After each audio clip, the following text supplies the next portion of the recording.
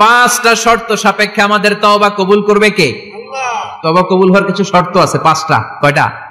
চিৎকার মেরে বলতে হবে, তওবা কবুল হওয়ার শর্ত কয়টা? এক নম্বরে হচ্ছে আল ইকরা, acknowledgement. You have to give the acknowledgement that you are the greatest sinner on earth. আপনাকে ঘোষণা দিতে হবে যে আপনি পৃথিবীর সবচেয়ে বড় পাপী।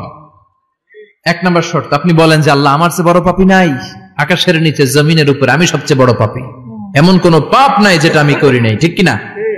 এক নম্বরে পাপের ঘোষণা দেন। দুই নম্বরে আন-নাদাম, নাদাম মানে repentance. You have to be repentant for what you have done. আপনাকে অনুতপ্ত হতে হবে, চোখের পানি ছাড়তে হবে।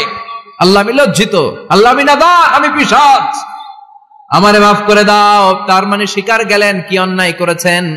দুই নম্বরে আপনি অনুতপ্ত হলেন। তিন নম্বরে স্টপ, যেই পাপ করতেছিলেন ওইটা থামান। Stop what you have done, যেটা করতেছিলেন আগে থামান। আপনি সুদ খাইছেন, অনুশোচনা আসলো, মাফও চাইতেছেন, আবার সুদও খাইতেছেন, হবে? আপনি ঘুষ খেয়েছেন, তওবা শুরু করলেন, আবার ঘুষও খেয়ে যাচ্ছেন, হবে? থামেন, স্টপ। তিনটা গেল। চার number, to hate what you have done, ঘৃণা করতে হবে। যে পাপটা করেছেন মন থেকে, ওই পাপটাকে ঘৃণা করতে হবে। পাঁচ নাম্বার শর্ত হচ্ছে to determine that you never repeat this sin again in your life. আল্লাহর ওয়াদা দেন, কমিটমেন্ট দেন যে আল্লাহ আমার জীবনে পারতপক্ষে এই পাপ জীবনেও করব না। চিৎকার করে বলেন ঠিক কিনা? তার মানে আপনি স্বীকার যান, তারপরে আপনি অনুতপ্ত হবেন, যে পাপ করেছেন থামিয়ে দিবেন, পাপটারে মন থেকে ঘৃণা করবেন, আর আল্লাহরে ওয়াদা দিবেন আল্লাহ আর করব না।